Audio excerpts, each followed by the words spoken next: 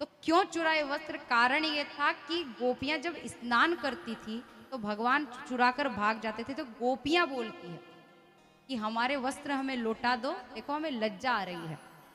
तो भगवान क्या बोलते हैं, उसे ध्यान से सुनिए। भगवान कहते हैं कि वरुण देवता में उनके गण निवास करते हैं। यदि आप पूरा निर्वस्त्र होकर नहाएंगे तो ये अपमान है, और जो आप व्रत करती हैं वो खंडित हो जाता है, चाहे कोई भी व्रत करे। उस समय गोपियां कात्यायनी माता के व्रत को धारण किए हुई थी। तो प्रभु बोलते हैं कि अगर आप किसी भी व्रत को धारण करती हैं, आप कात्यायनी माता की पूजा कर रही हैं, तो ये व्रत खंडित हो जाएगा। तो आप गोपियां जितनी भी है वो वस्त्र धारण कर कर ही स्नान किया करो। इसीलिए भगवान ने ये लीला की। और लोग बोलते हैं तुम्हारे ठाकुर जी थे जो घाट पर बैठते थे नदी किनारे, और भैया कपड़े चुरा कर भाग जाते थे। बताओ कैसा भगवान है। बड़ा ठाकुर जी के लिए बहुत उल्टा सीधा सुनने को मिलता है, बहुत ज्यादा। परंतु इतनी तुच्छ बुद्धि है, कितने मूर्ख प्राणी हैं। मतलब भगवान ने हमारे जैसा शरीर धार कर अवतार क्या ले लिया, वो उन्हें भी तुच्छ मानने लगे। जरा विचार बुद्धि देखिए लोगों की। ये केवल लीलाएं हैं, वरना प्रभु अंतर्यामी है।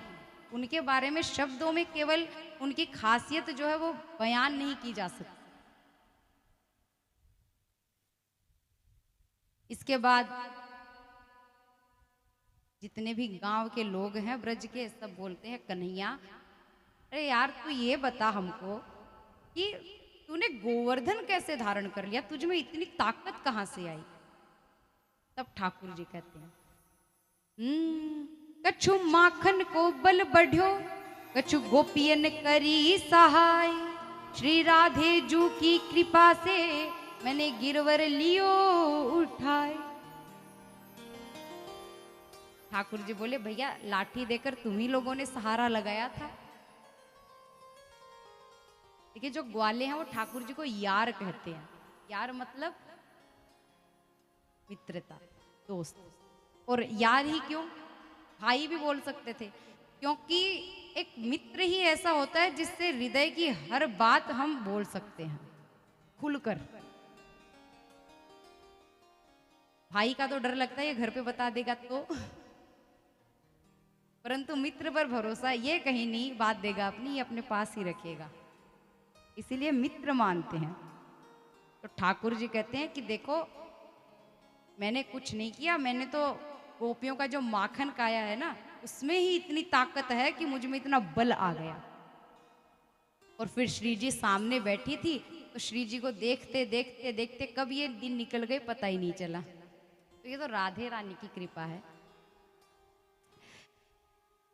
देखिए भगवत जी में राधे रानी का नाम कहीं पर भी नहीं है। कारण क्योंकि गुरु का नाम नहीं लेते, और राधा रानी शुकदेव जी की क्या है, गुरु, इसीलिए नाम नहीं लिया गया है। लेकिन राधा रानी के बिना भगवत जी अधूरी है, ये सत्य है। श्री जी के बिना तो कुछ भी नहीं। राधा कृष्णात्मिका नित्यम, कृष्णो राधात्मिको ध्रुवा, वृंदावनेश्वरी राधा राधे वाराध्यते मया। अर्थात श्री जी सदा कृष्णमय है और कृष्ण सदा राधामय है। दोनों एक दूसरे से अलग नहीं है। हाँ ये भी वर्णन है कि देह दो है परंतु आत्मा एक है, इसीलिए श्री जी को कृष्ण वल्लभा कहा गया है। अब कृष्ण वल्लभा क्यों? ठाकुर जी की आह्लादिनी शक्ति क्यों कहा गया राधा रानी, बताइए। तो इसका भी मैं आपको एक कथा सुनाऊंगी, उसके द्वारा आपको समझाऊंगी। वर्णन है कि जब भगवान द्वारिका चले गए थे, कहाँ, द्वारिका, तो वहां पर भगवान राधा रानी तो पास थी नहीं, रानियां थी उनकी सारी। तो भगवान दिन भर रानियों के होते हुए भी राधा राधा जपते थे। क्या जपते थे? राधा। उठते बैठते राधे राधे, बहुत याद करते थे। तो रानियों ने कहा, ये राधा रानी हमारे सामने उनका नाम क्यों लेते हैं, ऐसा क्या है उनमें? तो ठाकुर जी तो एक बार महल में थे नहीं, और वर्णन है कि राधा रानी एक बार वहां आई हुई थी। तो रानियां बोलती है कि चल के देखे तो सही कि राधा रानी दिखती कैसी है, इतना क्या है उनमें कि ठाकुर जी उन्हें भूल ही नहीं पा रहे हैं भैया। तो कुछ अब खाली हाथ तो देखिए, पहली बार किसी के घर जाए तो अच्छा नहीं लगता, खाली हाथ केवल संत ही जाते अच्छे लगते हैं, और कोई नहीं लगता। संत बोलते भिक्षाम दे, वो मांगने का अधिकार रखते हैं, बाकी सब भैया कुछ लेकर जाते हैं कुछ पेट में। तो रानियां भी सोचती है कि चल रहे हैं तो कुछ लेकर चलते हैं, तो कोई फल लेती है, सेब, केले, अनार, दूध, मक्खन, दही, कुछ न कुछ सारी रानियां लेकर आई। सुंदर से श्री जी सामने विराजमान है।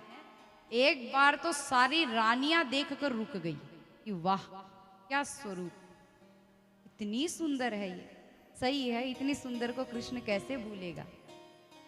बाद में पास आकर बैठी, बातें की, ठाकुर जी की बाल लीलाएं एक दूसरे को सुना रही है। राधा रानी बता रही है कि हम ऐसे रास करते थे, ऐसे साथ बैठते थे, ऐसे खाते थे, ऐसे खेलते थे। अब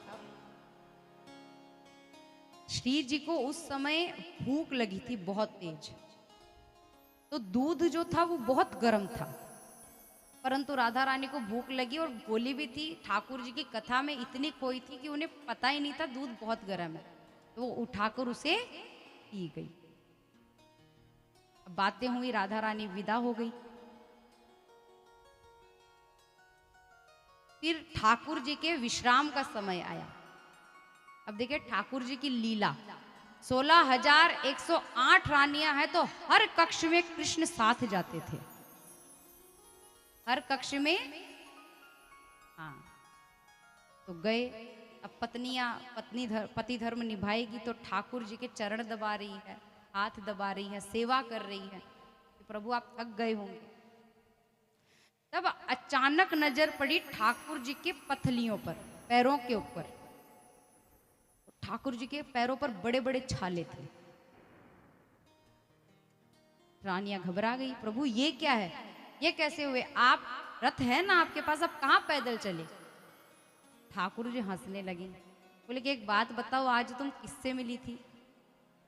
रानियां बोली, प्रभु किससे मिली थी, आज श्री जी आई थी, तो हमने उनके दर्शन किए। ठाकुर जी ने बोला अच्छा, तो साथ क्या लेकर गई?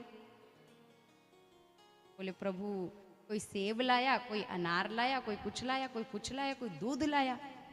ठाकुर जी बोले दूध कैसा था? बोले प्रभु हम तो अच्छे से उसे गर्म कर कर लेकर गए थे कि फूंक मार मार कर पिए, आनंद आएगा। ठाकुर जी बोले जो तुम दूध लेकर गई थी वो इतना गर्म था कि राधा रानी ने गर्म दूध पी लिया, वो दूध गले से उतरकर हृदय में गया। हे रानियों, मेरा जो हृदय है उसमें श्री जी के, और श्री जी का जो हृदय है उसमें मेरे चरण विराजमान। जब गर्म दूध लगा तो मेरे चरण के छाले आ गए। इसीलिए कहा गया है कि देह दो हो सकती है परंतु आत्मा एक है। अब बताइए ऐसा प्रेम है संसार में कहीं? असंभव है। फिर भैया क्यों बोलते हो तुम्हारी तो जोड़ी राधा कृष्ण जैसी है? श्री जी जैसा कोई हो ही नहीं सकता, असंभव है। इसीलिए राधा रानी को भगवान की अलाधिनी शक्ति कहा गया है, कृष्ण वल्लभा।